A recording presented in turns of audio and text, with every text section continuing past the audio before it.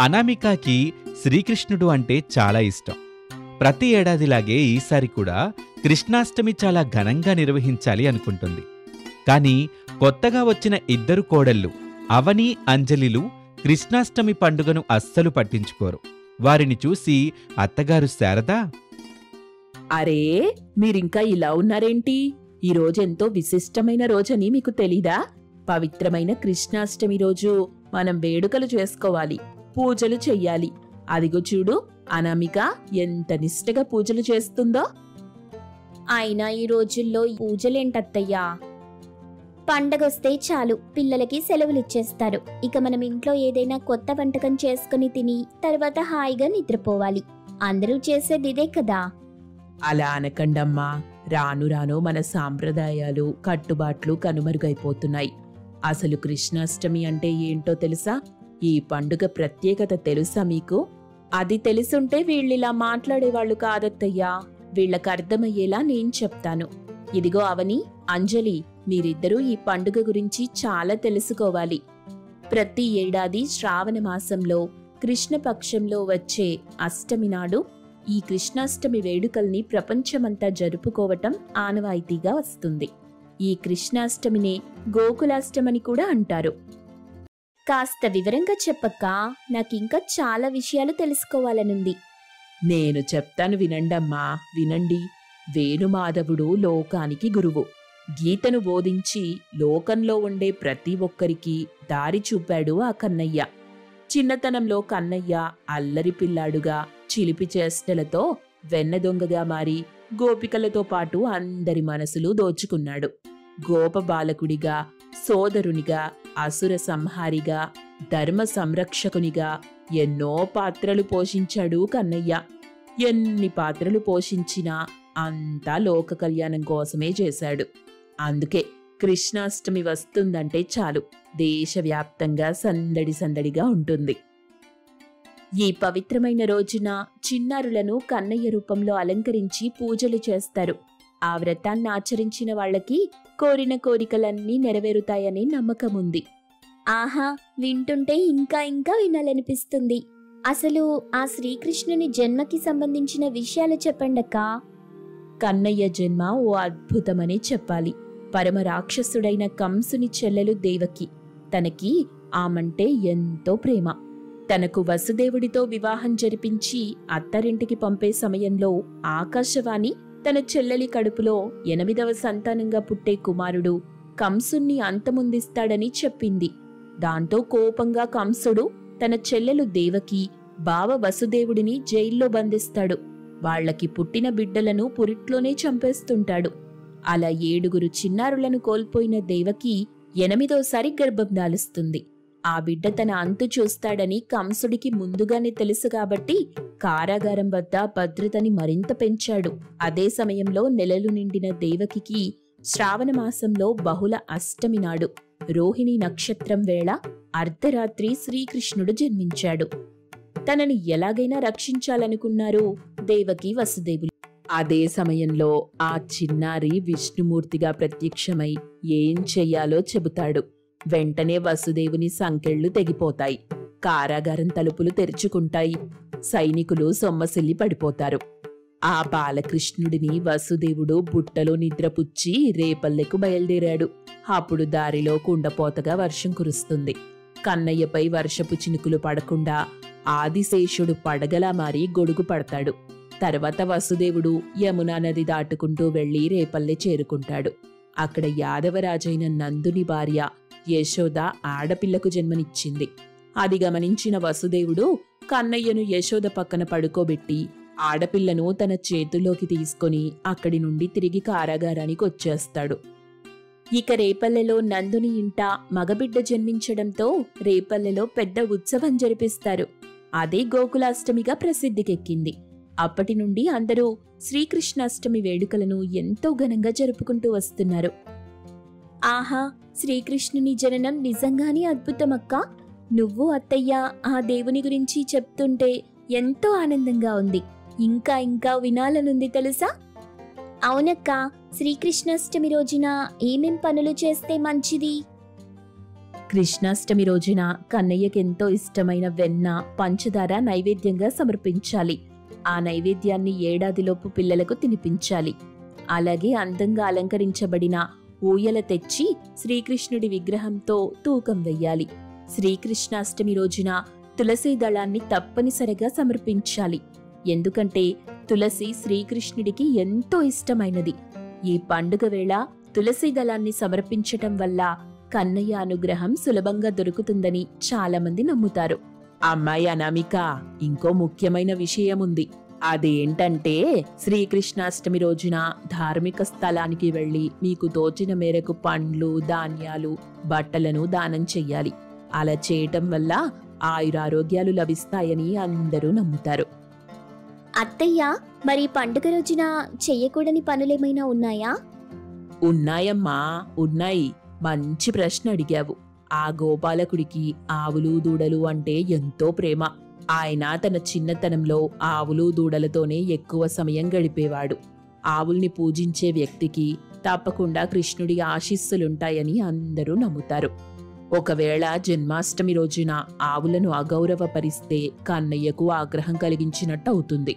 కృష్ణాష్టమి రోజున ఏదో ఒక గోశాలకు విరాళమివ్వటం గాని, గాయపడిన ఆవుకు ఆహారం అందించడం గాని చేస్తే మంచిదని ఆధ్యాత్మికవేత్తలు చెప్తుంటారు. విన్నారు కదా, ఇక వెళ్ళండి. వెళ్ళి స్నానాలు పూర్తి చేసి రండి. మనం ఒక్కొక్కరం ఒక్కో పని చేద్దాం. అక్క, నన్నేం చేయమంటావు? అనామిక అక్క, నేనైతే ప్రసాదాలు బాగా చేస్తాను. ముందైతే మీరెళ్ళి స్నానాలు పూర్తి చేసి రండి, తర్వాత అన్నీ మాట్లాడుకుందాం. అలా శారద చెప్పటంతో అవని, అంజలి తమ తమ గదుల్లోకి వెళ్తారు. కొంత సమయం తర్వాత ఇద్దరూ అందంగా తయారయ్యి అక్కడికి వస్తారు. వారిని చూసిన శారద, ఆహా, అద్భుతంగా ఉన్నారు. మీకు నా అదిష్టే తగిలేలా ఉంది. చూడండత్తయ్యా, ఈరోజు మనం మన ఇంట్లోనే అన్నదానం చేద్దాం. అందరూ మన ఇంటికొచ్చి భోజనం తింటే మన కుటుంబానికి చాలా మంచిది. అంతకంటే ముందుగా శ్రీకృష్ణుని ప్రతిమకు మనం పూజలు చెయ్యాలి. అక్క, పూజకి కావలసిన పూలన్నింటినీ నేను సిద్ధం చేస్తాను. నేను ప్రసాదాల సంగతి చూస్తాను. అలాగే, మీ ఇష్టం. కానీ త్వరగా చెయ్యాలి, ఎందుకంటే మనం అన్నదానం చేయాలి కదా. అబ్బబ్బా, మీ ముగ్గురిని చూస్తుంటే నాకెంత ముచ్చటేస్తుందో. లక్షణంగా ఉన్నారు. అక్కడక్కడ తోడికోడళ్ళు తిట్టుకుంటూ గొడవలు పడుతూ ఉంటారు. కానీ మీరలా కాదు, బుద్ధిగా నా మాట వింటూ నేను చెప్పేది చేస్తున్నారు. ఇక నా పెద్ద కోడలు అనామిక గురించి ప్రత్యేకంగా చెప్పాల్సిన పనే లేదు. అత్తయ్యా, మీరు మరీ అలా పొగడకండి. ఏ ఇంట్లో అయినా ఆడపిల్ల సంతోషంగా ఉందంటే దానికి కారణం ఇద్దరే అవుతారు. పుట్టింట్లో అయితే అమ్మ, మెట్టినింట్లో అయితే అత్త. మీరిక్కడ మమ్మల్ని బాగా చూసుకుంటున్నారు కాబట్టి మేమిలా చేయగలుగుతున్నాం. సంతోషం తల్లి, ఇక పూజ ప్రారంభిద్దాం. అలా శారద తన ముగ్గురు కోడళ్లతో కలిసి శ్రీకృష్ణాష్టమి రోజున ఆ శ్రీకృష్ణుని ప్రతిమకు పూజలు చేయటం ప్రారంభిస్తారు. స్వామికి ఎంతో ఇష్టమైన తులసీ దళాలను సమర్పిస్తారు. ప్రసాదాలని స్వామి ప్రతిమ ముందు ఉంచుతారు. ఇక అనామిక పూజలు చేయటం మొదలుపెడుతుంది. పాటలు పాడుతూ భజనలు చేస్తూ పూజను ముగిస్తారు ముగ్గురు కోడళ్ళు. ఆ పూజలు చూడ్డానికి చుట్టుపక్కల వారు కూడా అక్కడికి చేరుకొని అనామిక, అవని, అంజలి చేస్తున్న పూజలు చేయటాన్ని గమనిస్తూ ఉంటారు. ఊయలలో కృష్ణుడి ప్రతిమను ఉంచి కన్నుల పండుగగా కృష్ణాష్టమి వేడుకల్ని చేస్తూ ఉంటారు. అమ్మా అనామిక, అలా చూడు, పక్కింటి పిల్లలు ఎంత అందంగా వస్తున్నారో. సాక్షాత్తు ఆ చిన్ని కృష్ణుడు వస్తున్నట్టుగానే ఉంది. అవునత్తయ్యా, ఎంత ముద్దుగా ఉన్నారో. మన ఇంట్లోకి కూడా త్వరలో అలాంటి బుజ్జి కృష్ణుడు, గోపికలు వస్తారు చూడండి అత్తయ్యా. నేను అదే కోరుకుంటున్నానమ్మా. మీ కడుపులో కాయ కాయాలి. మనవడు మనవరాళ్లతో నేను సంతోషంగా ఆడుకోవాలి. అలా శారద, అనామిక, అవని, అంజలిలు అక్కడికి వచ్చిన చిన్నారుల్ని చూసి మురిసిపోతారు. కృష్ణుడు, గోపికల వేషధారణలతో అందంగా అలంకరించి ఉన్న ఆ పిల్లలు చాలా ముద్దుగా ఉంటారు. వారిని శారద ముద్దాడుతుంది. బుట్టి కొట్టే కార్యక్రమం చెయ్యాలి అనామిక. ఈ ఘట్టం పూర్తయిన తరువాత అందరం సహపంక్తి భోజనాలు చేద్దాం. అమ్మా అంజలి, ఆ భోజనాల సంగతి చూడు వెళ్ళి. అలాగే అత్తయ్యా. అలా అందరూ ఉట్టికొట్టే కార్యక్రమాన్ని ప్రారంభిస్తారు.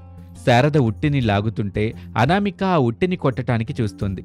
అంజలి, అవనిలు అనామికపై నీళ్లు చల్లుతూ ఉంటారు. అలా సరదా సరదాగా అందరూ ఉట్టికొట్టే కార్యక్రమాన్ని చేస్తారు. అక్క, ఇది భలే ఉంది. ఈ పండుగని ఇలా అద్భుతంగా చేస్తారని నేను ఊహించలేదు. ఇకపై ప్రతి ఏటా మనందరం దీన్ని ఖచ్చితంగా జరుపుకుందాం. అలాగే జరుపుకుందాం. అవతల భోజనాలు కూడా పూర్తయ్యాయి. ఇక అందరం కూర్చుని భోంచేద్దాం. దీన్నే సహపంక్తి భోజనం అంటారమ్మా. మనం తినటమే కాదు, మనతో పాటు మన చుట్టుపక్కల వాళ్ళని కూడా కలుపుకొని తినాలి. అమ్మా అనామిక, అన్నీ సిద్ధంగా ఉన్నాయి కదా, ఇక భోంచేద్దాం.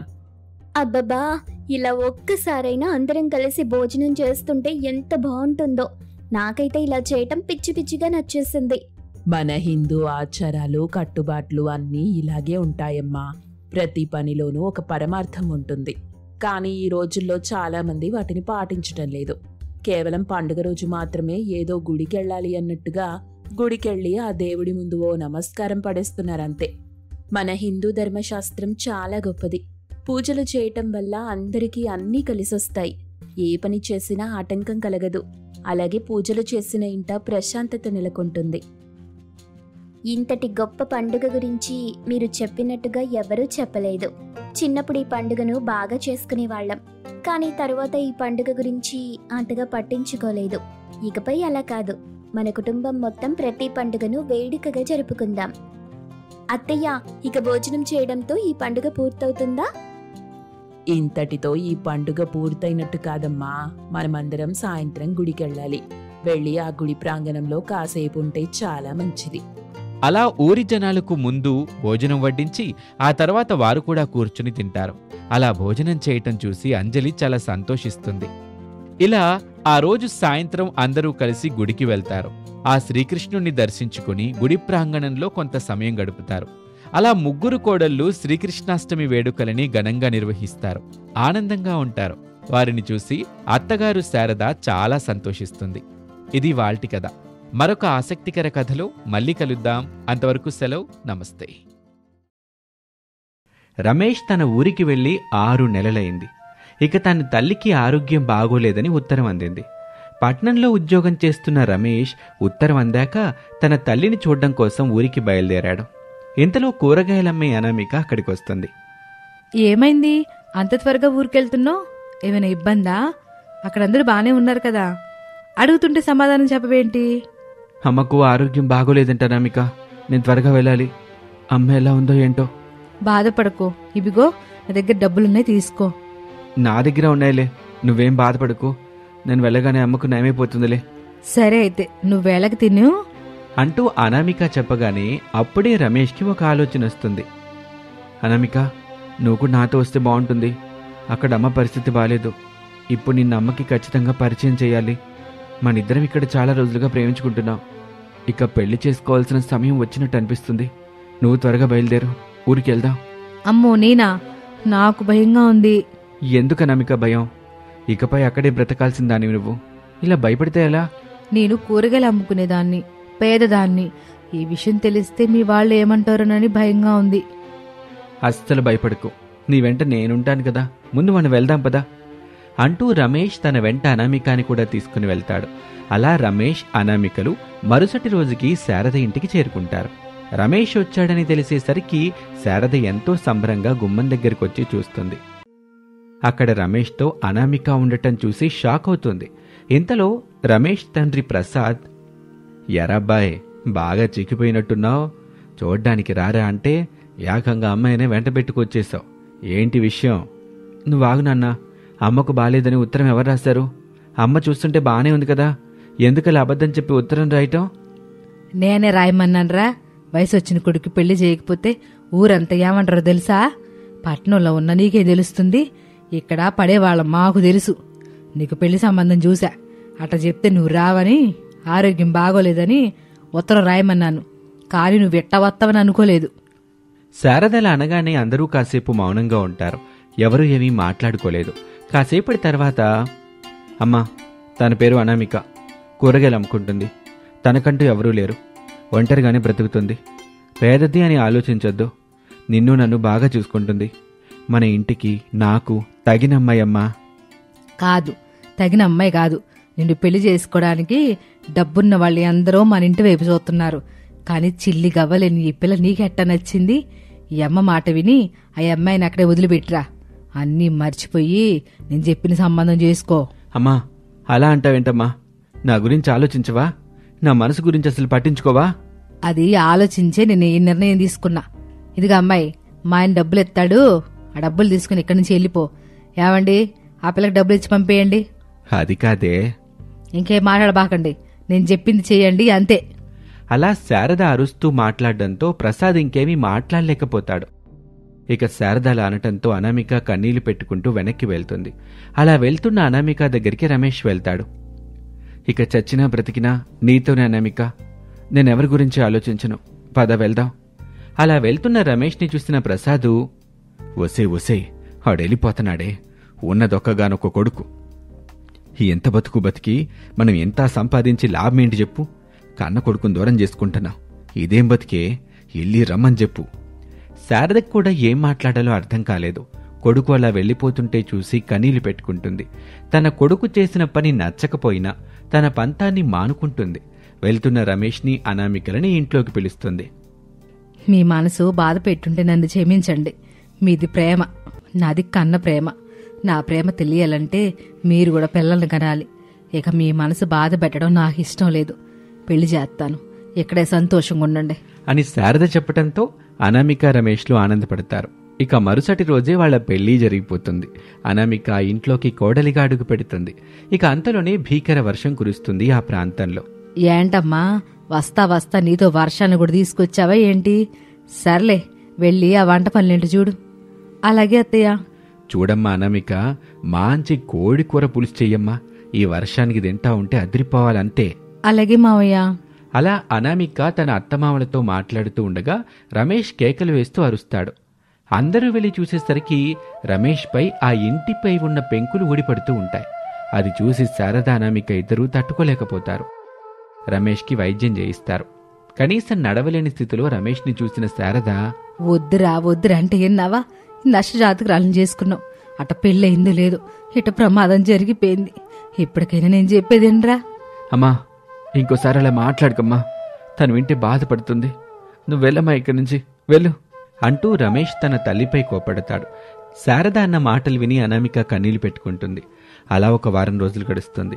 వారం తర్వాత శారద కోపంతో ఇలా అంటుంది, ఏంటో నా కర్మ, అటు కన్నవాడు నా మాటెండో, ఇటు కట్టుకున్నాడు నా మాటెండో, దారిని పోయి దరిద్రాన్ని ఎత్తిన పెట్టుకుని వచ్చాడు, ఇప్పుడు అనుభవిస్తున్నాడు. ఇప్పటికైనా దరిద్రాన్ని వదిలించుకోరా అంటే వింటలేదు. వసేయ్, కాస్త ఆగవే, వాళ్ళిక్కడే ఉన్నారుగా, కనీసం బాధపడతారేమోనని కూడా అనుకోవా? ఆగండి మీరు, మీ వల్ల వడట తయారయ్యాడు, అన్నీ అబ్బబుద్ధులే అంటూ శారద చిరాకు పడుతూ అనామికాని నోటికొచ్చినట్టు తిడుతూ ఉంటుంది. అలా రోజు రోజుకి శారద మాటలు ఎక్కువవుతూ ఉంటాయి. అలాంటి పరిస్థితిలో అనామిక ఒకరోజు గుడికి వెళ్తుంది. గుడిలో ఆ దేవుడికి దండం పెట్టి ఆ గుడి ఆవరణలోనే అలా కూర్చుండిపోయింది. తన బ్రతుకుని గురించి ఆలోచిస్తూ కుమిలి ఏడుస్తూ ఉంటుంది. దేవుడా, నేనేం తప్పు చేశాను? నన్ను కట్టుకున్న పాపానికి మా ఆయన్ని శిక్షించొద్దు. పేదదాన్నానికి కూడా ఆలోచించకుండా ఆయన నన్ను పెళ్లి చేసుకున్నాడు. ఇంట్లో వాళ్ళు వద్దుంటున్నా నన్ను ప్రేమించిన పాపానికి పెళ్లి చేసుకున్నాడు. ఇప్పుడు నా దరిద్రాన్ని ఆయనపై చూపించొద్దు స్వామి, చూపించొద్దు అంటూ ఏడుస్తున్న అనామిక దగ్గరికి అప్పుడే ఒక స్వామీజీ వస్తారు. అనామికాని చూసి, నీ అన్ని సమస్యలకు ఏడుపే పరిష్కారం అనుకుంటే ఎలా తల్లి?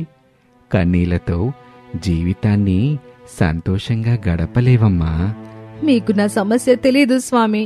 నా జీవితం ఇప్పుడు గందరగోళంగా ఉంది. నేను మళ్ళీ ఒంటరిదాన్ని అనిపిస్తుంది. నువ్వే కాదు తల్లి, అందరూ ఒంటరివారే కదా. పుట్టినప్పుడు ఒంటరిగా వస్తారు, చనిపోయే ముందు ఒంటరిగానే వెళ్తారు.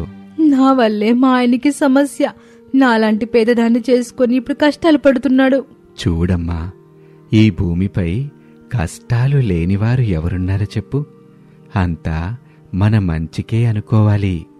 అదంతా గుర్తు చేసుకొని బాధపడకు. నీ జీవితం బావుండాలంటే ఏం చేయాలో చెప్పు. నా జీవితం బాగుండదు, ఎవరు ఏం చేయలేరు. చెప్పమ్మా, చెప్పు. నీ జీవితం బాగుపడ్డానికి ఏం జరిగితే బావుంటుందనుకుంటున్నావో వివరంగా చెప్పు. మా ఆయన బాగుండాలి, ఆయనకంత నయం అవ్వాలి. మా అత్తగారు నన్ను గౌరవించాలంటే నేను డబ్బున్న దానిలా మారాలి.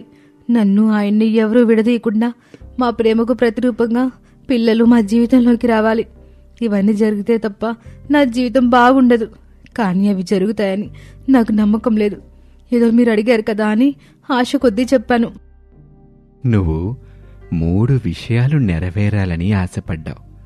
అవన్నీ జరిగి తీరుతాయమ్మా. తదాస్తు. కాస్త కళ్ళు మూసుకొని దేవుణ్ణి మనసులో వేడుకో తల్లి, నీకంతా మంచి జరుగుతుంది అని ఆ స్వామీజీ చెప్పటంతో అనామిక వెంటనే కళ్ళు మూసుకొని ఆ దేవుణ్ణి ప్రార్థిస్తుంది. కళ్ళు తెరిచి చూసేసరికి తన ముందు స్వామీజీ కనిపించలేదు. అనామికకి చాలా ఆశ్చర్యంగా అనిపిస్తుంది. ఇక ఆలస్యం అవటంతో ఇంటికి బయలుదేరుతుంది. ఇంటికి వెళ్ళగానే రమేష్ చాలా హుషారుగా కనిపిస్తాడు. అది చూసి అనామిక చాలా సంతోషిస్తుంది. అనామిక, నన్ను చూడు, నాకంతా నయమైపోయింది. నాకున్న గాయాలన్నీ మానిపోయాయి చూడు. ఇప్పుడు నాకు అసలు ఒంటి నొప్పులు కూడా లేవు. అంతా నయమైపోయింది అనామిక, మొత్తం నయమైపోయింది. ఇక నువ్వు దేనికి బాధపడాల్సిన పనిలేదు. ఇదంతా నీ వల్లే జరిగిందని అమ్మంటుంది కదా. ఇప్పుడు అమ్మ ఏమీ మాట్లాడలేదు మిమ్మల్ని ఇలా చూస్తుంటే నాకు చాలా సంతోషంగా ఉందండి అంటూ కన్నీళ్లు పెట్టుకుంటూ తన భర్తను పట్టుకుని ఏడుస్తూ ఉంటుంది అనామిక. రమేష్ కూడా ఏడుస్తూ తన భార్యను ఓదార్చుతాడు. ఇక శారద మాత్రం తన కోడల్ని ఎప్పటిలాగానే అసహించుకుంటూ ఉంటుంది. ఓ రోజు లాయర్ ఆ ఇంటికి వస్తాడు. లాయర్ గారు, ఏంటెట్టా వచ్చారు? మేమేం మిమ్మల్ని పిలవలేదు కదా, ఏంటి సమస్య? నేను అనామిక తరపునొచ్చానమ్మా. వీళ్ళ నాన్న కోట్ల రూపాయలకి అధిపతి. చనిపోయే ముందు తన కూతుర్ని కూరగాయలు అమ్మేవారింట్లో ఉంచి పెంచమని చెప్పాడు. వారికి కొంత డబ్బులిచ్చాడు. ఇక ఆ తర్వాత ఆయన చనిపోయాడు. ఏంటి లాయర్ గారు మీరు చెప్పేది? అవునమ్మా, ఆయన ఆస్తిని అనుభవించే పూర్తి హక్కు ఇప్పుడు అనామికకుంది. ఇన్నాళ్ళు నేను ఈ విషయం చెప్పకుండా కావాలని దాచాను. దానివల్ల నా కుటుంబానికి చాలా సమస్యలు వస్తాయని నా కల్లోకి వీళ్ళ నాన్నగారు వచ్చి గోల చేస్తున్నాడు. అందుకే చేసిన తప్పుకి ప్రాయశ్చిత్తం చేసుకుందామని ఇలా వచ్చాను. ఇదిగోనమ్మా అనామిక, నీకు సంబంధించిన ఆస్తి పత్రాలు. ఇప్పుడు నువ్వు సాధారణ అమ్మాయివి కాదు, కోట్ల డబ్బుకి అధిపతివి. సంతోషంగా ఉండమ్మా అంటూ ఆ లాయర్ అక్కడి నుంచి వెళ్ళిపోతాడు. లాయర్ వెళ్లిన వెంటనే శారద ఆనందానికి అవధుల్లేవు. తన కోడల్ని పొగడ్తలతో ముంచెత్తుతుంది. అమ్మ అనామిక, ఎన్నాళ్ళు నువ్వు పేద్దానివని అవమానించాను. ఏమనుకోబాకమ్మా, మనసులో ఏం పెట్టుకోబాక. ఇక నువ్వు కాలు మీద కాలు వేసుకుని దర్జా కూర్చమ్మా. పని చేయడానికి పనులను పెట్టుకుందాము. అయినా ఈ ఇంట్లో ఉండే కర్మ నీకేంటి? ఓ పెద్ద బంగ్లా కొనేద్దాం. ఒరే రమేష్, కాళ్ళకి చెమటలు పట్టేత్తనే, కాస్త విసిన కర్రీటివ్వు, ఎసరాలి అని అంటూ శారద ఉబ్బితబ్బిబ్బైపోతూ ఉంటుంది. కాని అనామిక మాత్రం, అత్తయ్య, మీరు మీలా ఉండండి చాలు. మీలాంటి అత్తగారు ఉండడం నా అదృష్టం. నాకు ఆ డబ్బు ఆస్తి ముఖ్యం కాదు, మీ అబ్బాయి మీరు ముఖ్యం. ఆహా, గొప్ప కోళ్లే వచ్చింది శారదా నీకు. ఏ జన్మలో ఏ అదృష్టం చేసుకున్నావో ఏమో గాని నీ పంట పండిందిపో అని ప్రసాద్ అనగానే శారదా రమేష్ నవ్వుకుంటారు. ఇంతలో అనామిక వాంతులు చేసుకుంటుంది. అది చూసి అందరూ ఆనందిస్తారు. అరెరే, మన ఇంటికి ఒక అల్లరి పిల్లాడు రాబోతున్నాడురా. నా కోడలో గర్భవతి అయ్యింది. ఒరే రమేష్, నువ్వు నాన్న కాబోతున్నావురా. నేను కూడా తాతను కాబోతున్నాను. అలా రమేషు, శారద, ప్రసాదులు నవ్వుకుంటూ ఉండగా అనామిక కళ్ళు మూసుకొని ఆ దేవుణ్ణి తలుచుకుంటుంది. అప్పుడే అనామికకి కొన్ని మాటలు వినిపిస్తాయి. అమ్మా అనామిక, నువ్వు ఆశపడ్డట్టుగా నీ 3 వరాలు నీకు అందాయి కదా. ఇక సంతోషంగా జీవించు తల్లి. మంచి వాళ్ళకెప్పుడు మంచే జరుగుతుంది. తదాస్తు. ఆ మాటలు విని అనామిక ఆనందంతో కన్నీళ్లు గారుస్తుంది. చేతులెత్తి ఆ దేవునికి నమస్కారం చేసుకుంటుంది. ఇక అప్పటి నుంచి ఎటువంటి కష్టము లేకుండా సంతోషంగా జీవిస్తుంది అనామిక. ఇది వాళ్ళ కథ. మరొక ఆసక్తికర కథలో మళ్ళీ కలుద్దాం. నమస్తే.